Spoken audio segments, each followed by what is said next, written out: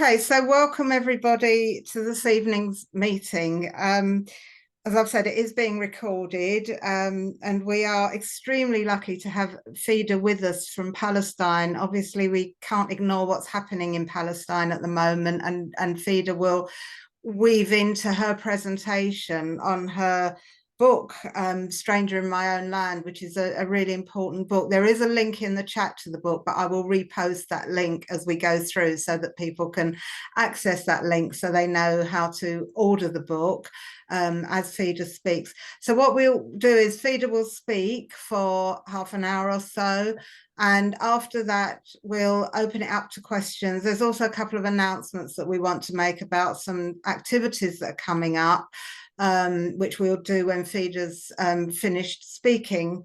So that will take place in the middle of the meeting. One thing, sadly, Fida has alerted us to is it is possible that there is artillery fire going on where she is, and there may be sirens, meaning that people have to go and shelter. So if that happens, we will, of course, all understand why, and we hope that doesn't happen, partly because it will disrupt our meeting, but mainly because it's a horrible thing to happen. So we don't wish that on anybody. So that's just to alert you. There is a slight possibility that may happen, which really brings home, I think, how honoured we are to have Fida spending time with us to talk to us about her book and to give us a very direct eyewitness account, really, of what's happening and how it feels to be there at the moment. So I won't delay things any further because I want to give Fida a maximum amount of time to talk to us. So it's really pleasing. I've had a lot of email exchanges with Fida, so it's absolutely lovely to see her in person, albeit virtually, but that's better than nothing. So over to you, Fida. Thank you. Good evening, everyone. Thank you so much, Caroline and John and everyone who's here with us tonight. It really is an honor to speak to you. And as Caroline said, we've been planning this for quite a while now. When I was preparing for tonight or thinking about it, I thought it really is almost surreal, the way I'm doing this presentation and, on my book while all of this is unfolding in real time. The events of the last 3 days have been, absolutely horrific. I'm sure everyone here is familiar and you've been following, but it's really been beyond description. I mean, the amount of death and destruction and carnage in just 3 days has been really mind-boggling. Having said that, I personally have seen this coming for a long time, as have many Palestinians. I lived in the West Bank. I'll talk more about that in a while when I talk more about my book, but I lived in the West Bank from 2009 till this year, so for 14 years. And for the last 2 years, I was in Ramallah. For the last 2 years, or a little bit more, I've really felt and seen this coming because the levels of repression, by the Israeli government, by the army, by the settlers, by the whole apparatus, have just become so violent and have reached such extremes, both in the West Bank and obviously with the blockade of Gaza, that there was really no way to continue life. Average Palestinians are just living a daily nightmare. And I say that from personal experience of having lived there. And I saw this coming. We all had the sort of gut feeling that things would spiral, but we somehow never imagined that it could take the turn that it did. I am now in the Galilee. I'm in my village. It's called Fassuta. It's pretty much on the Lebanese border. For the last 2 days, we've had drones and planes, flying back and forth. And yesterday, I think you may have seen it on the news, there were some people, a few individuals who came in through the border from South Lebanon. And there was a fierce fire from about 4 to about 6 p.m. our time. During that time, we had to go to the shelter because it just became too intense. And this is something that my village is used to because we are so near the border. And in 2006, for example, when the war or the fighting with Hezbollah erupted, we were literally under it or in the middle of it. Today, when I left the house for a few minutes, at the entrance of our village is an Israeli army encampment. So I really came up against the tanks and the carriers and the soldiers and so on. It was an extremely jarring feeling. I suppose at this point I can maybe talk about my book, which is titled Stranger in My Own Land. My story really goes back to the Nakba, or my family's story. My father's name is Sabri Jiryis. He's from Fasuta village, and so was my late mother. My father was 10 years old during the Nakba.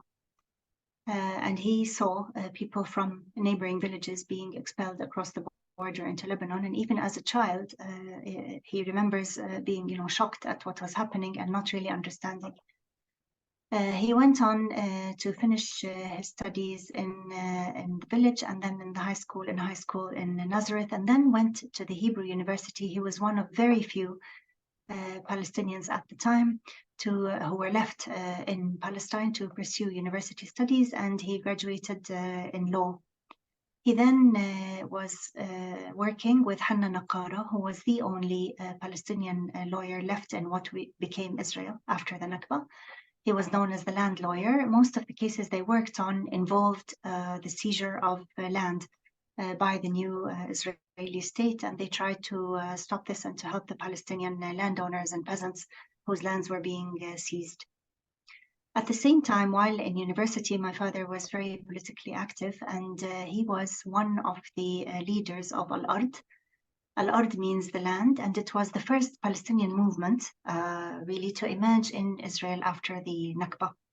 It sought at the time the implementation of the partition plan, bringing the repatriation of the refugees, the stopping of land plundering and theft, and the seizing of military rule also, which the Palestinians had come under. Naturally, this movement was fought viciously by the Israeli authorities, and eventually, after long periods of detention, of imprisonment and house arrest and other repression, my father in 1970 left with my mother to Lebanon. In Lebanon, he joined Fatah and the PLO, and he eventually became the director of the PLO Research Centre. I was born in Lebanon, as was my brother, and we witnessed as children, we saw the beginnings of the Lebanese Civil War. In 1982, of course, the Israeli invasion of Lebanon and Sabra and Shatila, we were not in the camps at the time. But in 1983, a few months later, after having several threats, the research center was targeted by a car bomb placed underneath it. And many employees lost their lives, as well as passers-by, including my mother, who used to be an employee at the center. She was a researcher of Israeli affairs. Her name was Hanni Shaheen. After that blow, my father was arrested by the Lebanese authorities, which at the time were working with Israel to eradicate what was left of the Palestinian presence in Lebanon. And in June 1983, we were finally expelled from the country. We were really among the last Palestinians working with the PLO to leave. After that painful chapter in our lives, we moved to Cyprus. The PLO reopened its cultural institutions there, and the research center was opened, but on a smaller scale. I grew up, I did secondary school in Cyprus, and then I went to England, to Lancaster, to study. I did my studies in computer science, came back to Cyprus, it was 94, and I found a job in a high-tech firm there. But at the same time, the Oslo Accords were taking place. And I remember my shock when, with my family, we sat around the TV in Cyprus and we watched the handshake of the Oslo Accords. I turned around to my father and I asked him if this means we could go to Palestine, and he said eventually yes. The way we came back through a tiny stipulation really in the Accords that allowed for certain members of the PLO who had not been refugees, in other words, those like my father who had held Israeli citizenship and before they had left Israel in the 1970s, to return on a case-by-case basis. And thus it was that my father gave his application, and we were given a one-time entry visa to Israel. And we came back to my village. I should say that I was 22 years old at the time. This, until then, was something that was completely unbelievable to us. My father had always been in exile. Palestine was a place that was very much in our minds and hearts, but that we knew we could never go back to. Sort of like the situation of the refugees today. When we came back, it was completely heartrending. It was very, very emotional. And 6 months later, we returned to live here permanently. And thus began one of the most difficult journeys of my life. I lived here in the village for 8 years. And then I went to Canada. I immigrated to Canada. I didn't want to be here because of what I had seen, of what it meant to live as a Palestinian in Israel. And in 2009, I returned, but this time I came back to the West Bank, where I lived for 14 years until April of this year, when I finally came back to the village. As you can see, it's really a life story with a lot of stations in it, and they all stem from the same root, being a stateless Palestinian outside and being a persecuted Palestinian inside. Today, as I see these events, and as I've, I was in Ramallah also during the previous wars on Gaza. I've also, through my life in the West Bank, seen, the daily Israeli incursions, the fear, the horror, the humiliation of people, the random shootings. In the last 2 years, we were waking up to, martyrs, to dead young men almost every day. In the last year in particular, it was really, really awful. We would, the West Bank would be on strike most days of the week. It got to a point where, a lot of businesses were closing and people couldn't, obviously freedom of movement is really curtailed. So as I'm looking at all this, and when this attack is happening now, and I'm, this war, and I'm watching it from here in the Galilee, and I'm actually, again, some way, a part of it against my will. I'm sitting here in my village and we have, instructions to be in the shelters. We're not in the shelter now. I'm talking to you from my room. Most people kind of, we kind of bide the situation. We look at things and, because we're tired of it and we've been through this so many times, if it's fairly quiet, then we usually take the chance. But there's something surreal about living in a situation in which, at any point in time, anything can fall on you, a rocket or something, or on your loved ones, or on any, neighbor or place in the village. And this, I can not even begin to fathom or imagine what people in Gaza are going through, who are really just sitting targets for this onslaught.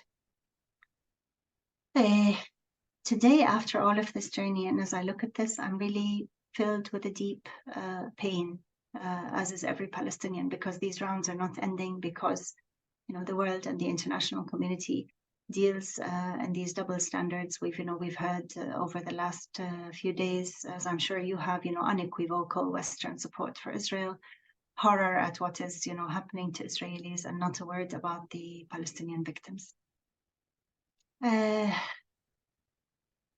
Through this journey, I really felt what it was really to be a stranger in one's own land. And this is why I chose the title for the book. And I'll explain a little bit more on that. When I came back to Fusuta, to my village, my father reclaimed his Israeli ID, and we were given Israeli citizenship as well, from him. We got it from him.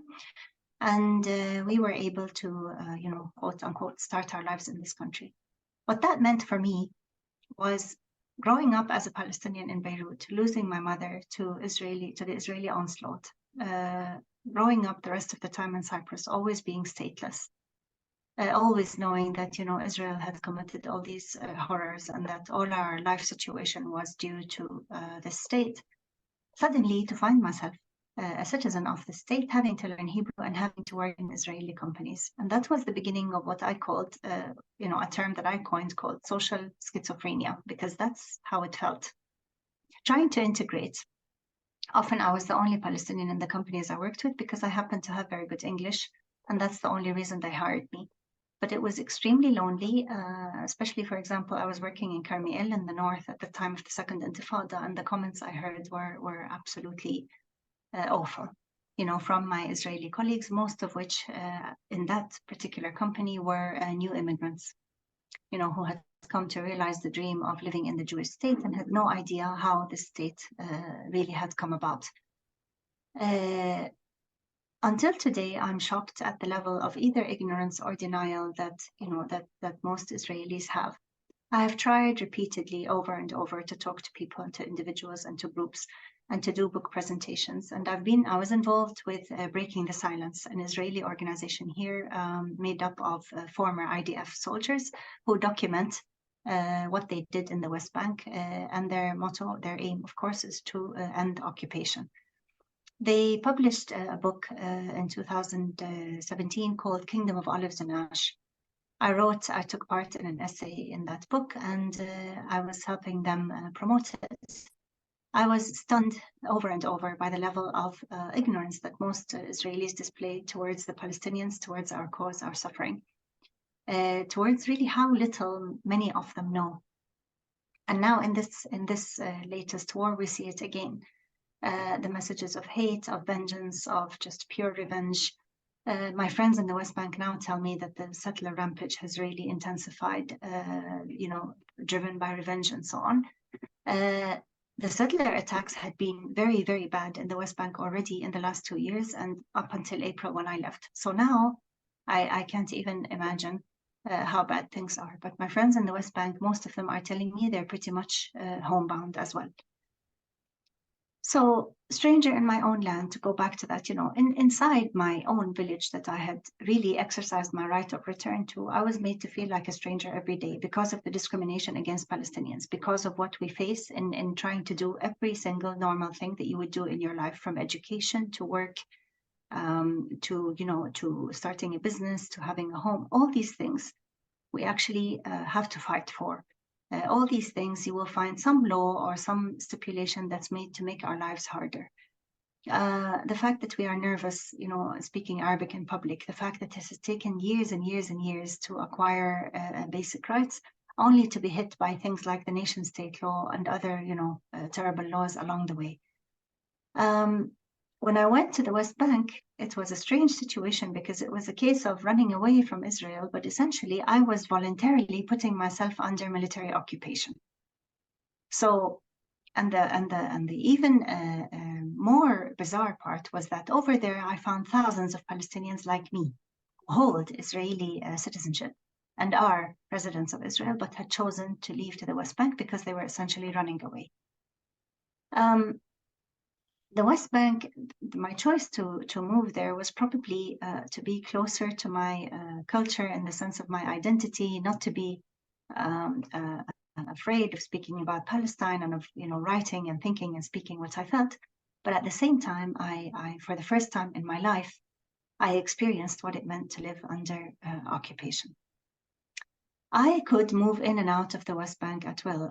There were no restrictions on my movement because of my Israeli ID. But in order to move back and forth, I had to cross the Israeli checkpoints to Jerusalem, and from there to drive up north, for example, to come to my village.